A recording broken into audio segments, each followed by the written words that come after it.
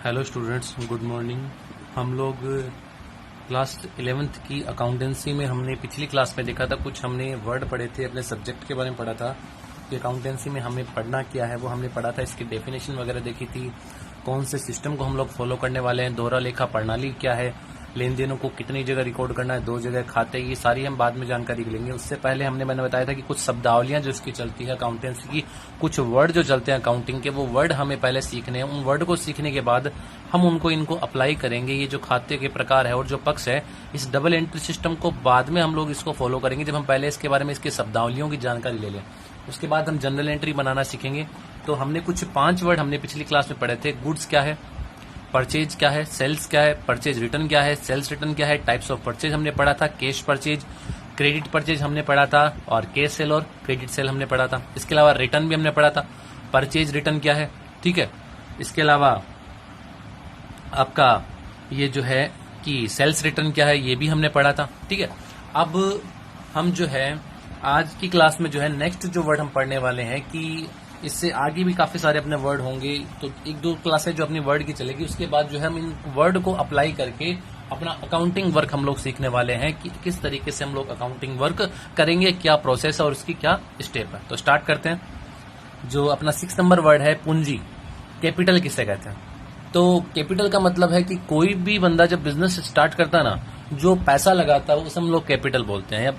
हो सकता है कि केस के अलावा उसके पास कुछ एसेट्स हो, वो भी बिजनेस में लगा रहा है, तो वो भी कैपिटल ही इंट्रोड्यूस होगी। तो यहाँ पे देखो, वह धनराशि जो व्यवसाय के स्वामी या स्वामियों द्वारा, यहाँ पर 2 वर्ड यूज हुए हैं कि स्वामी या स्वामियों द्वारा। इसका मतलब हुआ कि एक सिंगल ओनर हो सकता है और स्वामियों द्वारा, यानी पार्टनरशिप भी यहाँ पर हो सकती है कि एक से ज्यादा व्यक्ति मिलकर वर्क करे, तो वहां पर स्वामियों वर्ड यूज किया गया है। द्वारा व्यवसाय प्रारंभ करने के लिए या विस्तार करने के लिए विनियोग की जाती है, या बोलना चाह रहा है कि वह धनराशि जो एक व्यवसाय या व्यवसायियों स्वामियों द्वारा, यानी जो व्यवसाय में स्वामी या स्वामियों द्वारा जो है विनियोजित की जाती है व्यापार प्रारंभ करने के लिए, उसे हम लोग कैपिटल बोलते हैं। तो कैपिटल क्या है कि जो ओनर जो है बिजनेस जब स्टार्ट करता है, जो पैसा लगा रहा है ना, वो उसे हम लोग कैपिटल बोलते हैं, ठीक है।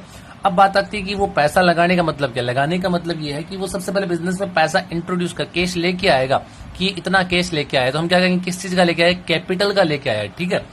तो फिर क्या होगा, उस पैसे से हम अपनी कुछ एसेट्स खरीदेंगे, गुड्स परचेज करेंगे या मैन्युफैक्चरिंग करेंगे, जो भी है। तो पहले जब कैश आएगी ना, उस समय हम यही कहेंगे कि इसने कैपिटल बिजनेस में लगाई है, इसने पूंजी लगाई है, ठीक है। उस पूंजी से फिर वो क्या करता है, उस पूंजी मतलब उस पैसे को क्या करता है, उस पैसे का वो गुड्स खरीदता है या कुछ संपत्तियां अपनी खरीदता है और अपने व्यवसाय को प्रारंभ करता है।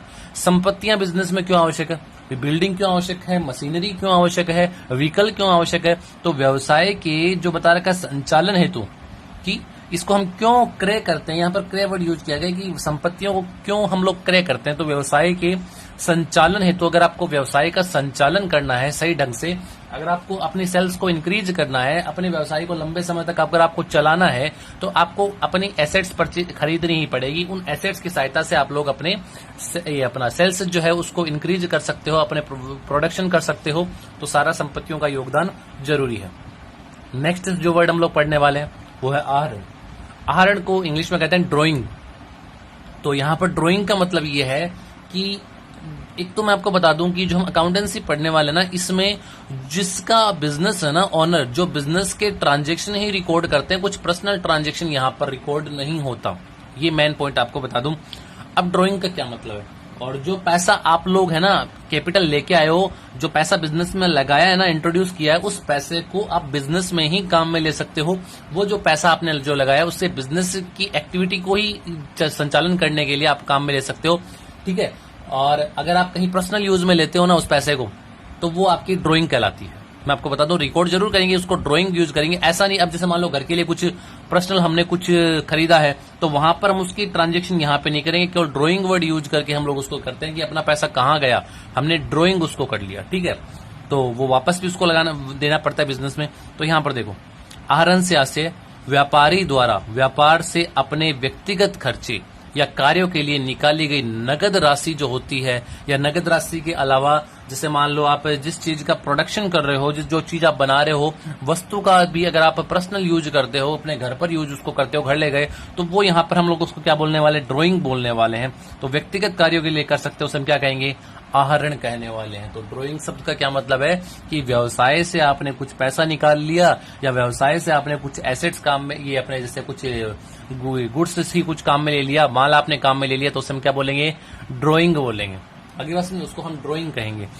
ड्राइंग कितने टाइप की होती है, दो तरीके की। दो तरीके की कौन सी, एक तो नगद में, या तो आप पैसा निकाल रहे हो, या आप क्या कर रहे हो, गुड्स निकाल रहे हो। किस पर्पज के लिए, व्यक्तिगत प्रयोग के लिए। नेक्स्ट वर्ड जो है वो है डेटर्स। देनदार किसे कहते हैं। देनदार का मतलब है कि हमने जब कुछ पहले पढ़ा था कि सेल्स पढ़ी थी हमने, सेल्स कितने टाइप की होती है, दो तरीके की, कैश सेल और क्रेडिट सेल। जिस व्यक्ति या संस्था को आप उधार माल बेचते हो ना, सेल्स तो उसे कहेंगे कि हाँ भाई क्रेडिट सेल है। जिस बंदे को हमने बेचा है, जिस व्यक्ति को हमने बेचा है, या जिस संस्था को हमने बेचा है, उधार माल बेचा है, वो हमारे क्या कहलाएंगे, डेटर्स कहलाएंगे, देनदार कहलाएंगे। हमें उनसे पैसा लेना है, तो जिस व्यक्ति को हमने माल बेचा है, ठीक है, उसके माल के बदले में, जो मेरे को उधार माल बेचा है, उसके बदले में मेरे पास राइट है कि मेरे को उस बंदे से गुड्स का पैसा लेना है, तो उस व्यक्ति को मैं अपने अकाउंटिंग लैंग्वेज में क्या बोलूंगा, डेटर्स बोलूंगा, देनदार बोलूंगा। आई बात सुनने। तो जिन व्यक्ति एवं संस्थाओं को व्यवसाय द्वारा उधार माल बेचा जाता है, ध्यान रखना भी, कैश सेल और क्रेडिट सेल, यानी उधार माल जब बेचेंगे तो उससे माल का भुगतान आना शेष है, ऐसे व्यक्ति हम संस्थाओं को देनदार हम लोग बोलते हैं। जैसे हमने किसी व्यक्ति को, जैसे मान लो कि हमने जो अपने व्यापार से राम को माल बेचा है, राम को माल बेचा, ठीक है। अब राम को माल बेचे से मान लो, यहां पर वर्ड कर दें, राम को उधार माल बेचा, ठीक है। राम को उधार माल बेचा, तो अब हम क्या कहेंगे, राम हमारा क्या कहलाएगा, राम हमारा डेटर्स कहलाएगा, देनदार कहलाएगा। आइए सुनिए, अब चलते हैं नेक्स्ट वर्ड की ओर। क्रेडिटर किसे कहते हैं, लेनदार किसे कहते हैं। तो क्रेडिटर मैं आपको बता दूं कि वे व्यक्ति एवं संस्थाएं जिन्होंने व्यवसाय को उधार माल एवं सेवाएं प्रदान की है। तो आपको साधारण भाषा में मैं बताऊं कि हमने ना, हमारा बिजनेस है, हमने किसी से माल खरीदा। यहाँ पे देनदार में क्या था, हमने माल बेचा है कस्टमर को, जबकि क्रेडिटर में क्या है, आपने माल खरीदा है, तो हम अगली पार्टी क्या कहेंगे, उधार माल खरीदा है हमने किसी से, तो हम अगली पार्टी क्या कहेंगे, क्रेडिटर है, वो हमसे पैसा मांगता है। तो जो व्यक्ति जिससे हमने उधार माल खरीदा है और हमसे पैसा मांगता है, उसे हम क्या कहेंगे, क्रेडिटर वर्ड यूज करेंगे, क्रेडिटर्स, वो मेरा क्या है, लेनदार। तो ऐसे व्यक्ति एवं संस्थाएं जिन्होंने व्यवसाय को उधार माल या सेवाएं प्रदान की है तथा जिनको भुगतान करना है, ये व्यक्ति या संस्थाएं व्यवसाय के लेनदार कहलाते हैं, आपके क्रेडिटर्स कहलाएंगे। नेक्स्ट वर्ड में चलते हैं, प्रत्यक्ष व्यय और अप्रत्यक्ष व्यय, डायरेक्ट एक्सपेंसेज और इनडायरेक्ट एक्सपेंसेज। प्रत्यक्ष व्यय से तात्पर्य एक व्यापार संस्था के उन व्यवसायों जो कि प्रत्यक्ष रूप से सीधे किसी विशेष उत्पादन या सर्विस से संबंधित हो, यानी जो गुड्स से संबंधित हो ना, जो हम मान लो मैन्युफैक्चरिंग कर रहे हैं, ट्रेडिंग कर रहे हैं, जो गुड्स से संबंधित होता है ना, गुड्स पे लगने वाला जो खर्चा होता है, उसे हम क्या कहेंगे, अपना डायरेक्ट एक्सपेंसेस कहेंगे। या जैसे मैं आपको थोड़ा सा बता दूं कि जैसे मान लो फैक्ट्री है, फैक्ट्री और शोरूम में थोड़ा सा डिफरेंट है। फैक्ट्री है कि जहां मैन्युफैक्चरिंग हो रहा है, तो जहां फैक्ट्री है ना, वहां उस प्रोडक्ट को बनाने में जो खर्चा हो रहा है ना, वो अपना डायरेक्ट एक्सपेंसेस है।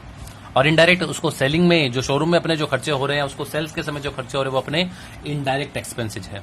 आई बात सुने। जैसे मजदूरी हुई, गुड्स को हमने, गाड़ी भाड़ा हुआ, गुड्स से रिलेटेड, गुड्स पर जो लग रहा है, उसे हम क्या कहेंगे, प्रत्यक्ष व्यय कहेंगे। अप्रत्यक्ष व्यय, अप्रत्यक्ष व्यय से तात्पर्य ऐसे व्ययों से है जिसे विशेष उत्पाद अथवा सेवा से सीधे संबंधित नहीं हो। मतलब कि जैसे अपने कर्मचारियों का वेतन, तो ये प्रोडक्शन से संबंधित थोड़ी ना, जो तो अपने सेल्स से संबंधित है, उसको आपको बेचना है, मतलब डायरेक्ट आपका है, जो गुड्स से रिलेटेड नहीं है। तो जैसे कर्मचारियों को कोई हमें वेतन देना है, किसी को कमीशन देना है, आपको रिपेयर, कोई मशीनरी वगैरह खराब हो गई, उसको मेंटेनेंस आपको करवाना है, रिपेयर वगैरह करवाना है, तो वो हम क्या कहेंगे, इनडायरेक्ट एक्सपेंसेस उसको बोलने वाले हैं। आई बात सुने।